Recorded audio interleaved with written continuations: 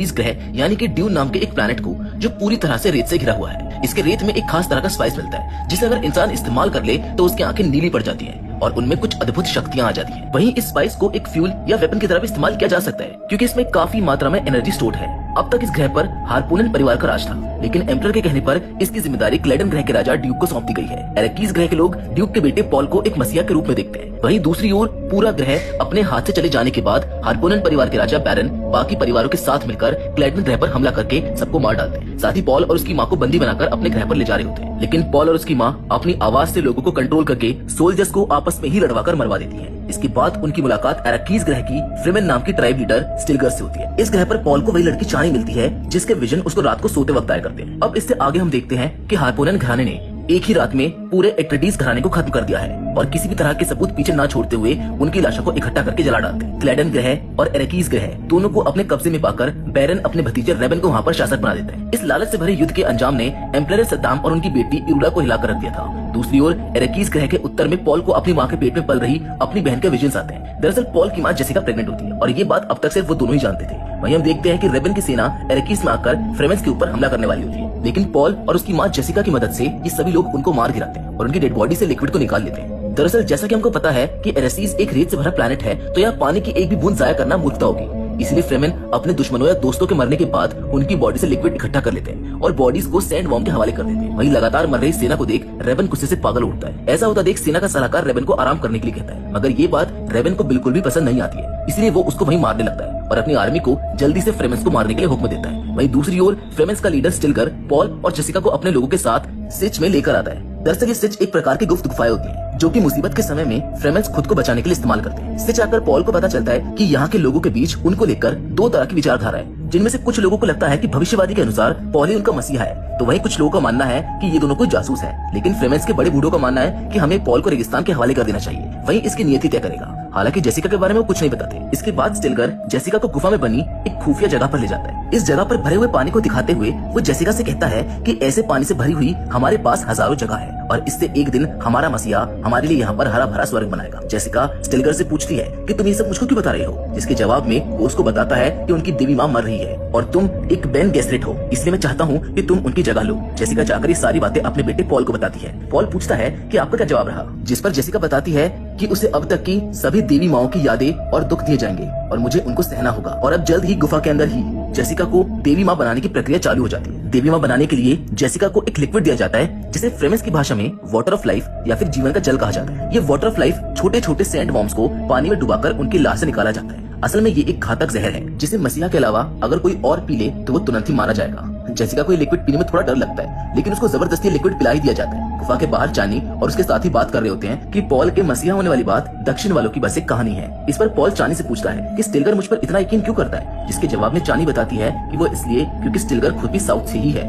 उधर गुफा के अंदर जेसिका के लिक्विड पीते ही पुरानी देवी माँ को भी पता चल जाता है कि जेसिका प्रेग्नेंट है। वाटर ऑफ लाइफ पीने की वजह से जेसिका के पेट में पल रही पॉल की बहन का दिमाग समय से पहले सक्रिय हो जाता है। इतना सब होने के बाद भी जेसिका के जिंदा बचे रहने के कारण स्टिल्गर और उसके साथियों को लगता है कि ये एक चमत्कार है और भविष्यवाणी सच हो रही है, लेकिन चानी को इस पर भरोसा नहीं होता, इसलिए दोनों गुटों में बहस होने लगती है। लेकिन सबको बीच में रोकते हुए पॉल बताता है कि ये कोई चमत्कार नहीं है, मेरी माँ और मुझे शुरुआत से इसकी शिक्षा दी गई है। आगे पॉल कहता है कि मैं कोई मसीहा बनने नहीं आया हूँ, मैं बस तुम लोगों के साथ लड़ना चाहता हूँ। इस बात से चानी शांत हो जाती है, लेकिन स्टिल्गर और उसके लोग अभी भी उसको अपना मसीहा मानते हैं। जेसिका पॉल को बताती है कि उसकी बहन अभी से मुझसे बातें करने लगी है, उसे पूरा विश्वास है कि तुम जल्दी सब कुछ ठीक कर दोगे। जीवन का जल पीने के बाद तुम भी सब कुछ साफ साफ देख पाओगे। इसके कुछ दिन बाद युद्ध के तौर तरीके सिखाने के लिए स्टिल्गर पॉल को रेगिस्तान के बीच कुछ दिन जिंदा रहने को कहता है। धीरे धीरे चानी भी उसकी परवाह करने लग जाती है। एक दिन हार्पोनन राज्य के कुछ लोग एरेकस की रेत से स्पाइस चुराने की कोशिश करते हैं, लेकिन पॉल चानी और फ्रेमेंस की मदद से उनके खिलाफ जंग छेड़ देते हैं। जल्द ही पॉल, उसके लोग, उनके सभी सैनिक, मशीनरी और वेपन्स को नेस्तो नाबूद कर देते हैं। पॉल की ऐसी निडरता और बहादुरी को देखकर स्टिल्गर उसको उसूल और मिदा का नाम देता है। उसूल का मतलब होता है एक पिलर का बेस और मिदा का मतलब होता है रेगिस्तान का चूहा। धीरे धीरे पॉल भी इनमें से एक बनता जा रहा था, या यूं कहें कि ये लोग उसको अपनाने लगे हैं। इन्हीं सब बातों के कारण चानी भी उसको पसंद करने लगती है। चानी उसे अपना योद्धा वाला नाम सिया बताती है, जिसका मतलब रेगिस्तान का वसंत होता है। पॉल लगातार फ्रेमेंस के साथ मिलकर रेबन की स्पाइस को चुराने की कोशिश को नाकामयाब कर रहा होता है। इस बात से नाराज होकर बैरन रेबन को चेतावनी देकर इस पर ध्यान देने को कहता है। रेगिस्तान में रह रहे लोग अपनी सवारी के रूप में सैंड वॉर्म को इस्तेमाल करते हैं और अब समय आ चुका है कि पॉल भी अपने लिए एक सैंड वॉर्म को चुने। जल्द ही पॉल एक सैंड वॉर्म को अपने काबू में कर लेता है और ये कोई आम सैंड वॉर्म नहीं है, ये अब तक का सबसे बड़ा सैंड वॉर्म है। इस बात से सभी लोग बेहद खुश होते हैं क्योंकि ऐसा करते ही भविष्यवाणी की एक और बात सच हो जाती है। लगातार आ रहे विजन से पॉल थोड़ा परेशान हो जाता है। चानी के पूछने पर पॉल बताता है कि उसे अपने विजन में किसी की परछाई दिखती है। अगर मैंने उसकी बात मानी और दक्षिण में युद्ध किया तो कई लोग भूखे मारे जाएंगे। उधर जेसिका जल्द ही मसीहा के आने वाली बात को फैलाने के लिए कहती है ताकि और भी फ्रेमन आकर पॉल से जुड़ सकें। जेसिका पॉल को अपने साथ दक्षिण में चलने के लिए कहती है, लेकिन पॉल इस बात से मना कर देता है क्योंकि उसके दक्षिण में जाते ही एक भयंकर युद्ध छिड़ जाएगा और वो ये बिल्कुल नहीं चाहता है। उसके विजन्स क्लियर होने लगते हैं। उसको जो परछाई अब तक दिखाई दे रही थी वो कोई और नहीं बल्कि उसकी बहन है जो अभी जेसिका के पेट में है। जाने से पहले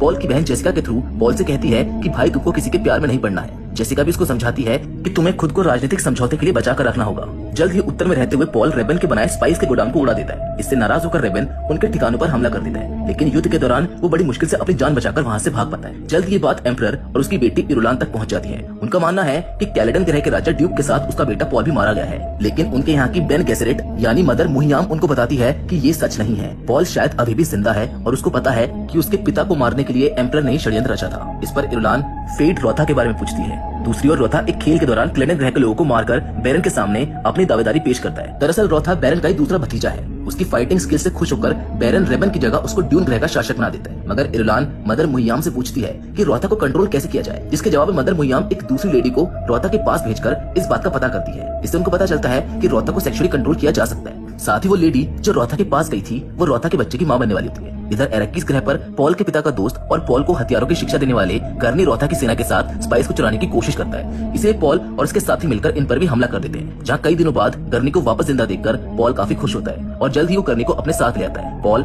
गर्नी को हथियारों की कमी के बारे में बताता है। इस पर गर्नी उनको एक ऐसी जगह ले जाता है जहाँ पॉल के पिता ड्यूक ने परमाणु हथियारों को छुपा कर रखा था। उधर जेसिका देवी माँ के रूप में दक्षिण में मसीहा के आने की बात का प्रचार प्रसार कर रही होती है। नॉर्थ में पॉल ने लगभग स्पाइसेस के खनन को पूरी तरह से रोक दिया है और जल्द ही इस बात की खबर इरुलान को भी लग जाती है। इन सभी बातों को मद्देनजर रखते हुए वो समझ जाती है कि ये सब एक युद्ध की तरफ इशारा कर रहे हैं। दक्षिण में एक बार फिर से जेसिका को वाटर ऑफ लाइफ दिया जाता है, लेकिन वो कहती है कि यहाँ एक आदमी आएगा और तुम ये वाटर ऑफ लाइफ उसको पिला देना।